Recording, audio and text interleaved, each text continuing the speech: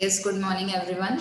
So in our previous class we have studied about the names of the land कि India और भारत जो है हमारी कंट्री का ये नाम जो है कैसे पड़ा, ठीक है।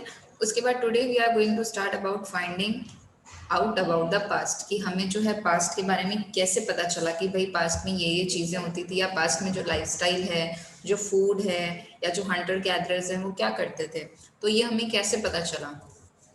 So there are several ways of finding out about the past. One is search for and read books that were written long ago. कि बहुत सारे तरीके हैं जिससे हमें पास्ट के बारे में पता चल सकता है।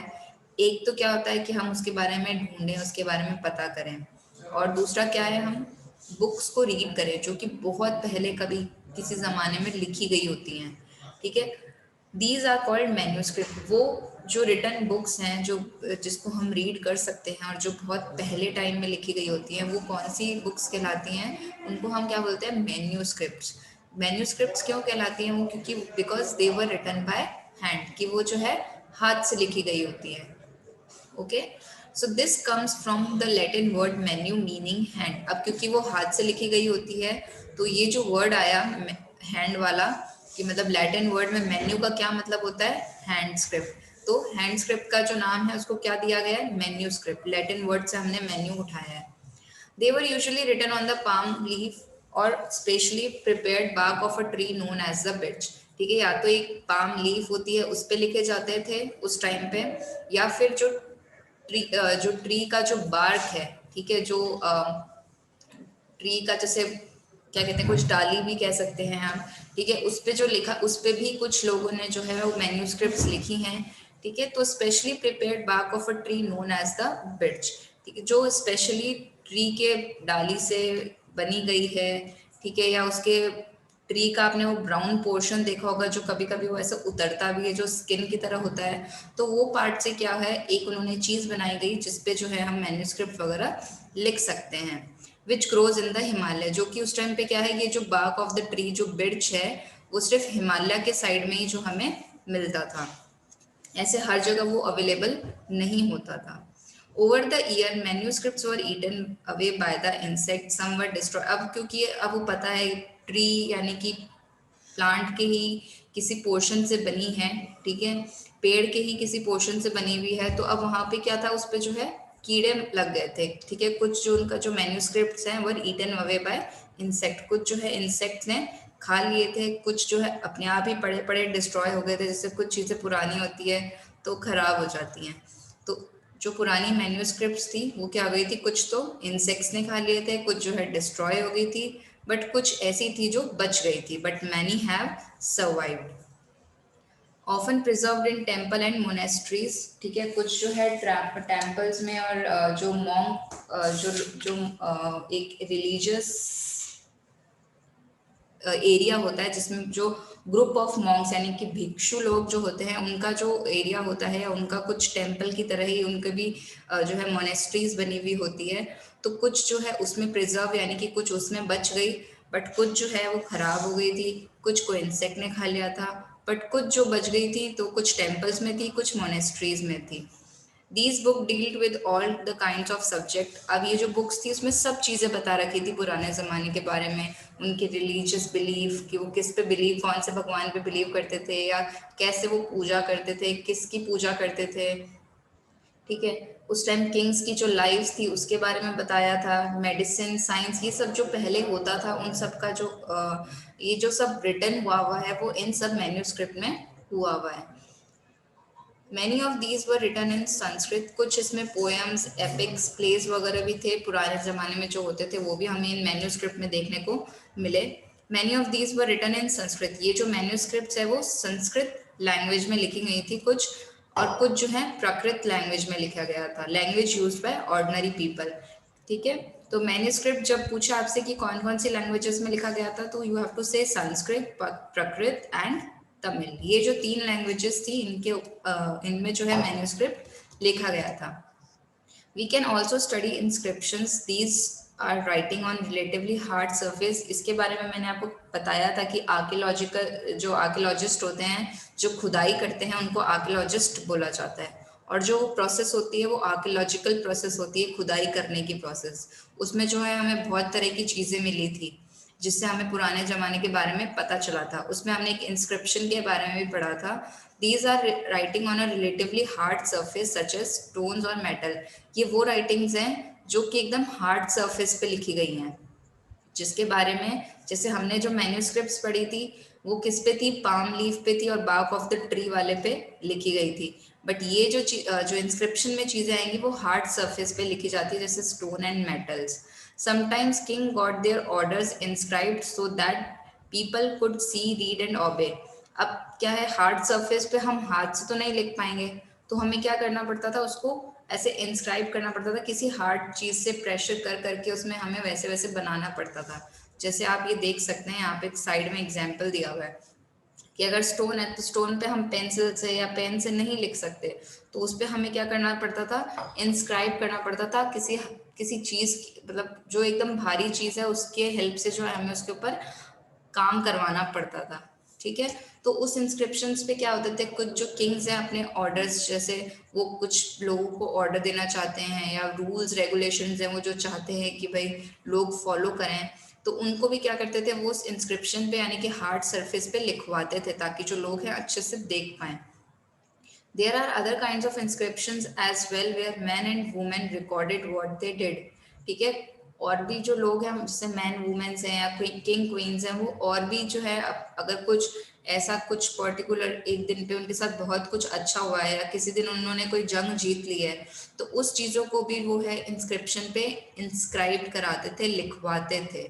लिखवाते इन द सेंस हैंड से नहीं थे, किसी चीज़ से उसको इंस्क्राइब करना, जैसे किसी हथौड़े की हेल्प से और से आप या किसी स्क्रू की हेल्प से जो है उस पर इंस्क्राइब करते थे स्टोन टूल। पहले क्या होता था, स्टोन टूल्स होते थे, उस टाइम पे ये एक्स वगैरह नहीं होता था, वो धीरे धीरे आया था। तो for example king often kept record of victories in battles, ये मैंने आपको बता दिया।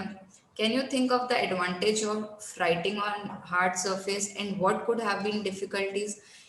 तो अब मुझे आप लोग बताइए कि जैसे हम हार्ड सरफेस पे जो लिखवा रहे हैं तो उससे हमें क्या प्रॉफिट होगा, मतलब उससे क्या एडवांटेज है, बजाय अगर हम किसी पेज पे या बार्क ऑफ द ट्री या किसी लीफ पे लिखवाएं। और जो है अगर हम दोनों में से जो सिलेक्ट करते हैं, दोनों में से सिलेक्ट करते हैं तो दोनों में किस में ज़्यादा डिफिकल्टी आती है लिखने में, तो ये आप ये चीज़ मुझे बताइए। So from inscription and manuscript, according to me, inscriptions are better. क्यों? क्योंकि inscriptions जो एकदम hard surface पे लिखे जाते हैं, उसको हम लोग डिस्ट्रॉय करना उसको बहुत मुश्किल हो जाता है, प्लस इंसेक्ट्स भी उसको डिस्ट्रॉय नहीं कर सकते क्योंकि वो मेटल या स्टोन पे लिखा जाता है ना। जबकि मैन्यूस्क्रिप्ट क्या होते हैं, एक तो हैंड रिटन होते हैं तो उसको लिखने में भी प्रॉब्लम होती है, सेम इंस्क्रिप्शन में भी प्रॉब्लम होती है क्योंकि उसमें हमें क्या है, उसमें हमें करना पड़ता है किसी हार्ड चीज की हेल्प लेके उस पे वो सब सिंबल्स वगैरह बनाने पड़ते हैं। ठीक है, और बट मैन्यूस्क्रिप्ट में क्या है कि उसमें वो बार्क ऑफ द ट्री से बना, मतलब पाम लीफ पे या बार्क ऑफ द ट्री पे जो है वो सब लिखी जाती थी, तो जो कि इंसेक्ट्स वगैरह जो है इजीली डिस्ट्रॉय कर सकते थे और कर सकते हैं ये सब चीजें। तो इसलिए according to me inscriptions are better, जो कि हार्ड सरफेस पे लिखे जाते हैं। नो डाउट उनको लिखना डिफिकल्ट है, but still inscriptions are better, कि वो उनको डिस्ट्रॉय कर पाना मुश्किल है। Okay, there are many other things that were made and used in the past, और भी बहुत सारी चीजें हैं जो बनी थी पास्ट में, ठीक है, और यूज भी हुआ था उनका। Those who study these objects are called archaeologist, जो उन सब पुरानी चीजों के बारे में पढ़ते हैं या खुदाई में वो चीजें निकालते हैं, उनको क्या कहा जाता है, archaeologist. Thus, they study the remains of building made of stone and brick, painting and sculptures. They also explore and excavate to the to find tools, weapons, pots, pans, ornaments and coins. उस time क्या है, वो ये सब जो archaeologist होते हैं वो जो भी खुदाई में चीजें निकली हुई होती है उन सबको स्टडी करते हैं और पता लगाते हैं कि ये कौन से ईयर की है या कौन से जमाने की है। ओके, तो दे ऑल्सो एक्सप्लोर, वो और मतलब वो बहुत चीजें एक्सप्लोर करते हैं, बहुत ज्यादा एक्सवेट करते हैं, बहुत ज्यादा डिग करते हैं, खुदाई करते हैं अर्थ के अंदर, to find tools, weapons, pots, pen, ये सब फाइंड आउट करने के लिए। और इनफैक्ट हमें पुराने जमाने के कुछ वेपन, कुछ पॉट्स, पेन्स, ये सब जो हैं मिले भी हैं हमको। ठीक है, सम ऑफ दीज ऑब्जेक्ट्स में be made of stones other of bones. अब ये जो ऑब्जेक्ट्स हमें मिले हैं उसमें से जो कुछ ऑब्जेक्ट्स हैं वो स्टोन के बने हुए हैं, कुछ बोन के बने हुए हैं, कुछ बेक्ड क्ले या मेटल के बने हुए हैं।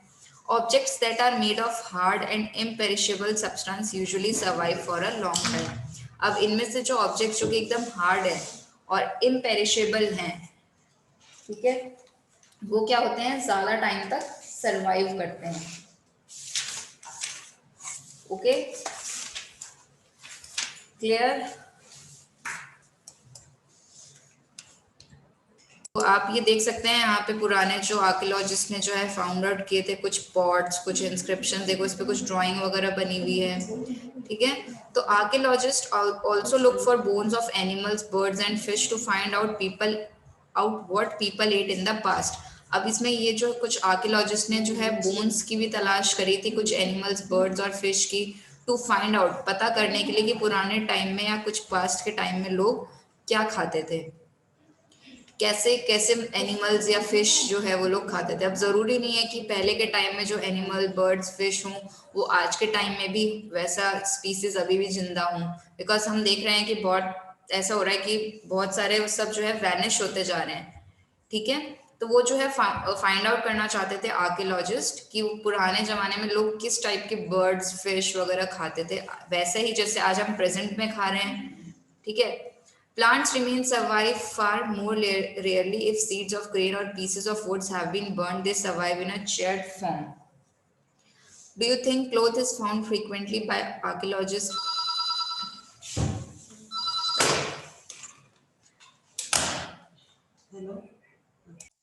Historian, that is scholar who study. अब historians कौन होते हैं? Historians वो लोग होते हैं जो past के बारे में study करते हैं। Often use the word source to refer to the information found from manuscript, inscription, and archaeology. Once sources are found, learning about the past became an adventure. अब archaeologists तो क्या होते थे, जो उस पर्टिकुलर चीजें जो उनको खुदाई के टाइम मिलती थी उसके बारे में वो स्टडी करते थे, ठीक है। हिस्टोरियन क्या है, एक पूरा जो इनका मिक्सचर, पूरा इन सब का जो जो भी चीजें फाउंड आउट हुई है उनके बारे में जो हमें बताता है, पूरी इंफॉर्मेशन देता है, उसको जो है हिस्टोरियन बोला जाता है। एक बार क्या होता है, सोर्सेस फाउंड हो जाने के बाद, जैसे जैसे हमें जो चीजें मिल रही है पास्ट के बारे में, वो सब मिलने के बाद आप देखेंगे आज क्या है, हमारे लिए पास्ट के बारे में जानना बहुत ईजी है, ठीक है, और एडवेंचरस भी है थोड़ा सा, क्योंकि ये हमें जो है पुरानी चीजों के बारे में, यानी कि पुराने पास्ट के बारे में हमें बताता है, जो हमने कभी एक्सपेक्ट भी नहीं किया होगा कि ऐसा कुछ होता भी था क्या। So historians and archaeologists are like detectives, कि हिस्टोरियंस और जो आर्कियोलॉजिस्ट होते हैं वो एक तरह से डिटेक्टिव हैं, जो हमें पास्ट के बारे में कुछ ना कुछ खुदाई करके या कुछ ना कुछ इंफॉर्मेशन निकाल निकाल के जो है हमें दे रहे हैं। Who uses all these sources like clues to find out about our past, जो कि ये जो सारे सोर्सेज हैं उनके लिए एक क्लू की तरह हैं, जो हमें पास्ट के बारे में कुछ ना कुछ इंफॉर्मेशन देता जा रहा है। तो उसमें जो है हमें हमारे लिए डिटेक्टिव्स का काम कौन कर रहे हैं, historians and archaeologist. Why? Because they are giving the information about the past, वो हमें जो है इंफॉर्मेशन दे रहे हैं किसके बारे में, पास्ट के बारे में। ओके, वन पास्ट और many. Did you notice the title of this book, our past. अब आप अपनी बुक का टाइटल देखेंगे तो उसमें क्या है, अवर पास्ट, यानी कि पास्ट का प्लूरल फॉर्म लिखा है। क्यों? क्योंकि हमारा सिर्फ पास्ट जो है वो सिर्फ एक तरह का नहीं है, बहुत से तरीके का पास्ट है, मतलब बहुत सी चीजें हमारे पास्ट में हुई है, ठीक है। तो we have used the past in plural to draw attention to the fact that the past was different for different groups of people. जो past की जो चीज है वो सबके लिए, हर एक लोग के लिए अलग अलग है, किसी के लिए सेम नहीं है, डिफरेंट डिफरेंट है सब लोगों के लिए। For example, the lives of herders और farmers were different from those of kings and queens, ठीक है। अब क्या है, हर्डर्स और फार्मर्स की जो लाइफ थी वो क्या है, डिफरेंट थी उस टाइम पे किंग एंड क्वीन से। The lives of merchant were different from those of the craft person, सबकी लाइफ के बारे में बता रखा है कि हर एक किसी की लाइफ जो है एक दूसरे से डिफरेंट थी। क्या था, किंग और क्वीन की जो लाइफ है वो हर्डर और फार्मर से डिफरेंट थी, वो लोग पूरे टाइम क्या करते थे, फार्मिंग वगैरह करते रहते थे। और किंग एंड क्वीन क्या होता था, अपने जो है महल में आराम से बैठे रहते थे। वैसे ही मर्चेंट्स और क्राफ्ट पर्सन की भी लाइफ एकदम डिफरेंट थी। तो वैसे ही बहुत सारे एग्जाम्पल्स हैं जिससे ये प्रूव होता है कि हर एक जन की जो लाइफ है एक दूसरे से डिफरेंट है। Also, it is true even today people follow different practices and custom in different part of the country. आज हम क्या देखते हैं कि हर एक जने का कुछ ना कुछ अलग बिलीफ होता है, कोई अलग अलग भगवान पे बिलीव करता है, कोई फेस्टिवल्स को अलग अलग तरीके से जो है सेलिब्रेट करता है। तो हर जगह पे क्या होता है, कंट्री का डिफरेंट डिफरेंट अपना सेलिब्रेशन का, अपनी प्रैक्टिसेस, अपना जो कस्टम्स एंड रिलीजन्स हैं, सबके जो है अलग अलग होते हैं। For example today most of the people living in the Andaman island get their own food. अब ये आज का प्रेजेंट के बारे में बता रहा है कि अंडमान जो आइलैंड है वहाँ पे क्या है, मोस्ट ऑफ द जो पीपल है या लोग हैं वहाँ पे, वो जो अपना जो खाना है वो खुद ही से ही जो है करते हैं, खुद से ही वो अरेंज करते हैं। जैसे फिशिंग से हो गया, हंटिंग से हो गया, या कुछ फॉरेस्ट में कुछ बन रहा है या फॉरेस्ट में कुछ ऐसा उग रहा है, वो खुद से ही कलेक्ट कर लेते हैं। Okay, bye contrast most people living in cities depend on other for supplies of food. अब अपन जैसे लोग क्या हैं, वो फूड की सप्लाई पे बेस मतलब डिपेंड रहते हैं। जैसे वीट हो गया या गेहूं हो गया या सब्जियां हो गई, वो सब क्या है, कहीं ना कहीं से वो हमें मिल रहा है। ठीक है, कहीं ना कहीं से वो हर चीज जो है कुछ ना कुछ कहीं ना कहीं से सप्लाई हो रही है। जैसे हमने वीट बार्ले पढ़ा था कि वो कहाँ पे उग रहा था। हो अब हालांकि ऐसा क्या है कि वो बहुत सी जगहों पे उगता है, बट वो डिफरेंट डिफरेंट सिटीज में डिफरेंट डिफरेंट जगह पे वो जो है ग्रो हो रहा है, बट हमारे पास क्या हो रहा है, सप्लाई हो रहा है। As compare to Andaman island island पे जो लोग रह रहे हैं, वो क्या कर रहे हैं, वो सिर्फ अपना फिशिंग हंटिंग से ही पेट भर रहे हैं, वो ये सब नहीं खाते हैं जो आज हम खा रहे हैं। ठीक है, differences such as these existed in the past as well. ये पुराने जमाने में भी, पास्ट में भी होता था, ये भी प्रेजेंट में भी हो रहा है। तो प्रेजेंट का एक हमें एग्जांपल दिया है अंडमान आइलैंड में, कि वहां पे ऐसा हो रहा है कि लोग अपना जो फूड है खुद से ही बना के खुद ही खा रहे हैं। ठीक है, वो किसी दूसरे सिटी पे डिपेंड नहीं है अपने फूड के लिए। उनको अपने एरिया में जो भी चीज मिल रही है वो उसी पे ही सर्वाइव कर रहे हैं। Beside, there is another kind of difference. We know a great deal about kings and the battles they fought because they kept record of their victories. ठीक है, उसके अलावा हमें क्या क्या चीजें पता चली, कुछ किंग वगैरह जो किंग और के साथ बैटल हुए, जो किंग ने बैटल लड़े, कुछ उन्होंने जीते या कुछ उन्होंने जो हारे, तो उन सबका जो रिकॉर्ड है वो हमें मिला है। कैसे मिला है, आर्कियोलॉजिस्ट ने जो है फाउंड आउट किया है, डिग करके, एक्सवेट करके। Generally ordinary people such as hunter, fishing for gather, farmers और herders did not keep records of what they did. अब ये जो ऑर्डिनरी पीपल्स थे, फिशिंग करने वाले, गैदरर्स थे, फार्मर्स थे, ये इन लोगों के पास क्या था, ज्यादा सुविधाएं अवेलेबल नहीं थी।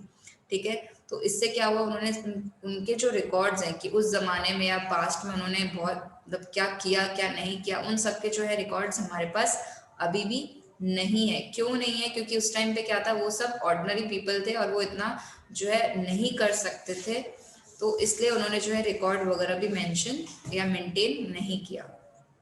While archaeology help us to find out about their life, there is much that remains unknown. But कैसे ना कैसे करके जो आर्कियोलॉजिस्ट थे, उन्होंने कुछ ना कुछ ऐसी चीजें या कुछ ऐसे सोर्सेस, ऐसी खुदाई से पता लगाया कि उस टाइम के ये जो लोग थे वो कैसे रहते थे। कि अभी भी कुछ जो चीजें हैं वो हमें नहीं पता है, बट स्टिल हम लोग जो है और या आर्कियोलॉजिस्ट जो है और ऐसा डिग कर रहे हैं ताकि उन्हें जो है और पता चले। क्लियर, अभी हमने यही पढ़ा था, how do we know about the past, कि हमें पास्ट के बारे में कैसे पता चलेगा। तो हमें आर्कियोलॉजिकल सोर्सेज मींस वो सोर्सेज या वो चीजें जो हमें खुदाई करके मिली है। ठीक है, जैसे इंस्क्रिप्शंस हैं, कॉइन्स हैं, मॉन्यूमेंट्स हैं, आर्ट फैक्ट्स में जैसा कि ज्वेलरी, वेपन्स, जो एक्स्ट्रा चीजें आ गई, जैसे टॉयज वगैरह, पॉटरीज वगैरह, पेंटिंग्स वगैरह, वो सब चीजें आपकी आर्ट फैक्ट्स में आती है। इंस्क्रिप्शन, इसमें मैन्यूस्क्रिप्ट नहीं है, आपको वो याद रखना है। Manuscript are the hand written scripts कह सकते हैं, जो कि पाम लीफ पे या हम लोग बार्क ऑफ द ट्री पे लिखते हैं, वो मैन्यूस्क्रिप्ट्स होती है। इंस्क्रिप्शंस क्या होता है, जो कि हार्ड सरफेस पे जो हमने लिखा होता है। ओके, और इंस्क्रिप्शन की जो स्टडी है उसको एपिग्राफी कहा जाता है। वैसे ही कॉइन्स की जो स्टडी है उसको न्यूमेस्टिक कहा जाता है। ओके, उस टाइम पे जो कॉइन्स थे वो गोल्ड, सिल्वर, कॉपर, मेटल, बहुत सारी चीजों से बने हुए थे। फिर मॉन्यूमेंट्स क्या है, मॉन्यूमेंट्स जैसे कुछ टेम्पल्स वगैरह या कुछ स्ट्यूपास या कुछ केव्स वगैरह जो है उस टाइम पे जो मिली थी, या हमें खुदाई के टाइम या दिखी गई थी, तो वो जो होते हैं मॉन्यूमेंट्स कहलाते हैं। जैसे कुछ केव्स के नाम दिए हुए हैं, Ajanta and Ellora caves. Okay, वैसे और भी आर्टिफैक्ट्स हैं, जैसे टॉयज हो गए, पॉटरीज हो गई, पेंटिंग्स हो गए। ठीक है, ये भी जो है अनअर्थ मतलब हमें मिले थे डिगिंग के टाइम, सो इनको जो है आर्टिफैक्ट्स बोला जाता है। तो ये कुछ आर्कियोलॉजिकल सोर्सेज हैं जो हमें उस टाइम पे खुदाई के टाइम पे मिले थे। ओके, यस, तो आज हम इतना ही करेंगे। ओके।